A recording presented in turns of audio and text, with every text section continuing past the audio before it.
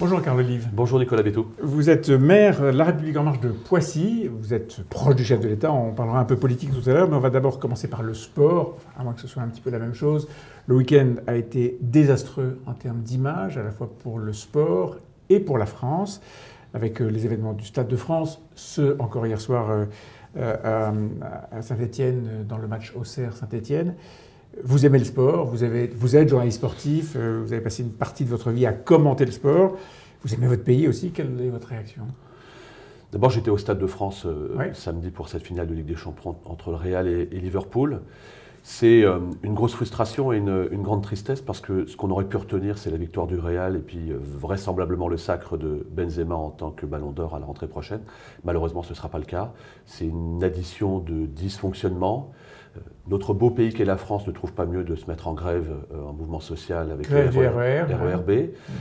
70 000 supporters anglais pour 20 000 places accessibles au stade, avec une grande majorité qui souhaite être malgré tout autour du stade.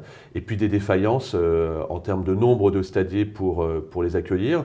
Défaillances aussi avec les petits smartphones que vous avez ici, où les billets étaient consultables par smartphone. Rien n'empêchait une copie d'écran, je l'ai vu, pour pouvoir accéder proche du stade et ensuite se voir refuser l'accès parce que le scan ne refusait pas. Et puis derrière, appelons un chat, des racailles qui profitent de la situation pour venir s'amuser, frapper, voler.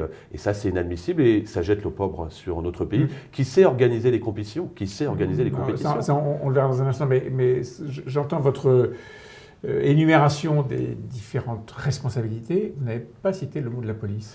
Moi, je ne veux pas, tirer sur la police, et certainement pas parce que les policiers sont là pour assurer la protection et faire respecter la loi.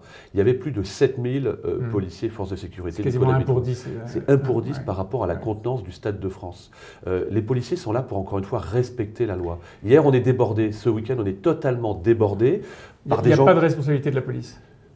Gérald Darmanin immédiatement a dit c'est les Anglais, c'est les oubliés. Non, je pense que chacun aura à prendre ses responsabilités et tous les acteurs, quels qu'ils soient, auront à prendre leurs responsabilités. L'UEFA, la Fédération française, évidemment l'État, mais évidemment aussi les collectivités, où on s'aperçoit que malheureusement, et c'est un fléau en France, on a une minorité qui vient polluer le quotidien d'une très grande majorité et tout ça doit être évidemment sanctionné. Éric Zemmour, ce matin, disait « La Seine-Saint-Denis, on le voit, ce n'est pas la France ». Il se trompe ? Éric Zemmour, encore une fois, il rate une occasion de se taire. Je pense qu'aujourd'hui, ce n'est pas le moment d'aller pointer, stigmatiser les quartiers. Vous avez parlé de racaille, c'est vous qui avez employé le mot. Oui, mais s'y passer un peu plus de temps, justement, dans les quartiers, pour écouter ces personnes, plutôt que de cliver la France comme il le fait. D'ailleurs, il a été récompensé à la juste mesure au premier tour de l'élection présidentielle. Il est parti comme il est arrivé, c'est-à-dire sans coup férir. Je pense qu'il faut plutôt voir précisément ce qui s'y passe et prendre effectivement des décisions, parfois radicales, réciprocité entre les droits et les devoirs. Il n'y a pas besoin d'être d'extrême droite pour le faire. Il y a de la racaille en Seine-Saint-Denis.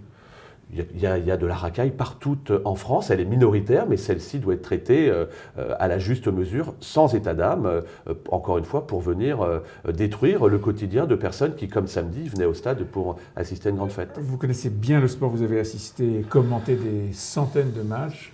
Quelles leçons pour les JO de 2024 en France ? D'abord, il ne faut pas non plus généraliser ce qui s'est passé. On a un trou dans la raquette, ce qui s'est passé samedi, il faut le dire. Samedi soir. Dimanche soir. Dimanche soir, si je peux me permettre, c'est un peu différent. C'est très différent, mais il y a une connivence. Dimanche soir, on parle du match entre Saint-Étienne et Auxerre, barrage pour l'accession en Ligue 1. Saint-Étienne était éliminé, enfin, exactement. En Ligue 2. Non, là, on a une connivence entre les stadiers, les supporters, contre la direction du club. C'est inadmissible que des fumigènes puissent rentrer à ce point dans un stade. Donc il y aura de lourdes sanctions qui seront prises par la Fédération française du football sur le sujet et il faut des sanctions exemplaires sur ce sujet. Alors pour le reste, quelle leçon pour les JO ?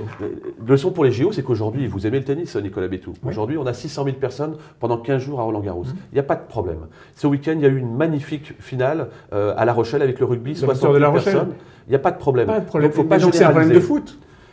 C'est notamment ces problèmes de grandes compétitions qui attirent le monde entier. Et donc, effectivement, le football en fait partie. Il va falloir tirer des enseignements, évidemment, de ce qui s'est fait ce week-end pour que la Coupe du monde de rugby l'an prochain, les Jeux olympiques et paralympiques dans 2 ans ne connaissent pas le même phénomène, évidemment.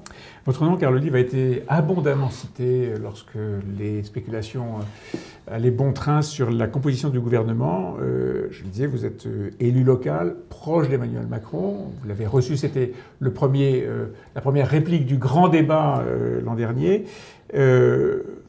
On vous citait comme ministre du sport, des sports et peut-être des Jeux Olympiques. Tel est le titre d'Amélie Oudéa-Castéra. Déçu ? D'abord, absolument pas déçu. D'abord, saluer la nomination d'Amélie Castéra-Oudéa parce que c'est une très grande. Ça va être une très grande ministre, comme elle a été une très grande joueuse, une très grande manageuse en tant que directrice générale de la Fédération française de tennis. Et il n'y a pas de sujet. J'ai toujours dit que ceux qui savaient se taisaient, ceux qui ne savaient pas parlaient beaucoup, et quand on ne sait pas, on la ferme. Et c'est très bien comme ça. Ça vous tente ? Le gouvernement, il va y avoir un second tour. Moi, je suis éperdument amoureux de mon pays. Ouais. Et c'est vrai que les expérimentations qu'on a pu mettre en place à Poissy, qui font école aujourd'hui, pourraient servir en France, et j'en serais le premier satisfait. Ça vous tente, donc ? Oui, ça me tente, oui. On ne va pas se cacher derrière son petit doigt, mais ça viendra quand ça viendra. Et puis ça ne vient pas, on continuera de très bien travailler sur le terrain. Et si ça vient, c'est après législative. La campagne aujourd'hui est morne, peut-être morose, pas beaucoup d'élan, pas beaucoup de souffle. C'est pas vrai. Non. Il faut être acteur de sa campagne et pas spectateur de celle des autres. Qu'est-ce qui se passe ? Quand on fait campagne sur le terrain. Il y a des campagnes sur le terrain, mais qu'est-ce qui se passe au plan national ? La tradition pour un chef d'État nouvellement élu, réélu a fortiori, c'est de donner le souffle à la campagne qui lui permet d'avoir une majorité aux législatives ensuite.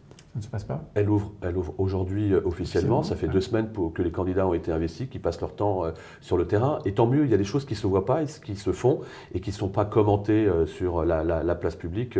Et tant mieux. Je crois qu'il nous faut beaucoup de pédagogie auprès des Français, dans tous les domaines, sur le domaine de la retraite, sur le domaine du pouvoir d'achat, pour pas que d'autres s'arrogent ce monopole qu'ils n'ont absolument pas. Je pense à M. Mélenchon, qui se voit déjà Premier ministre. Ce qu'il fait très bien, non ? Il fait une bonne campagne en termes de communication Mais oui, enfin vous savez, c'est pas à vous que je vais le dire, Nicolas Béthou, le faire savoir n'est rien à côté du savoir-faire. Ouais. On peut promettre la Lune sans même de toute façon espérer l'atteindre.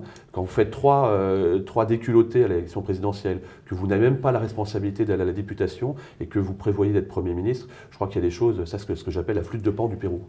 Qu'est-ce que vous ressentez sur le terrain ? Est-ce que on sent bien que, en tout cas au niveau national, la campagne de Jean-Luc Mélenchon anime les débats et elle crée, comme on dit, l'agenda sur le terrain ?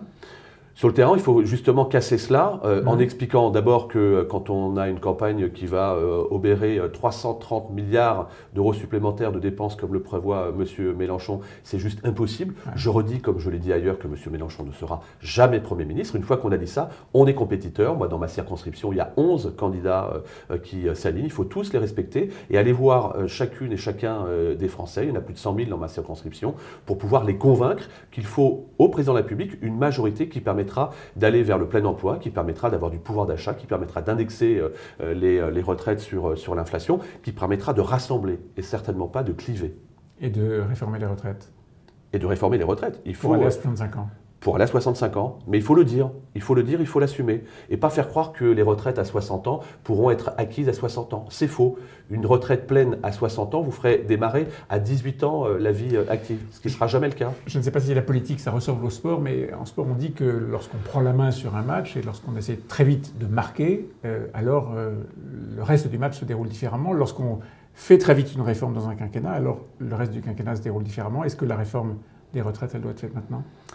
Il faut en tout cas avoir beaucoup de pédagogie et séquencer les réformes et que tout le monde comprenne que la France n'est pas un microclimat et que quand dans l'Europe entière ou presque, en Allemagne, en Espagne, en Italie, 67 ans. C'est 67 ans à peu près, on n'est pas un microclimat à 62 ans. Donc il faut la faire vite. Donc il faut la faire vite à mon sens. Cet été. Et puis là, je ne dis pas cet été, je ne suis pas dans les petits papiers. C'est le sujet parce que il faut la planifier. On a le précédent d'Édouard Balladur en 93 qui avait fait une réforme ultra rapide au mois d'août et qui était passée, j'allais dire, comme une lettre à la poste.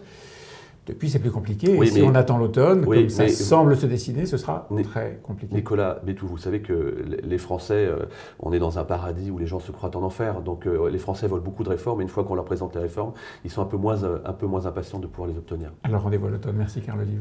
Merci Nicolas Béthou.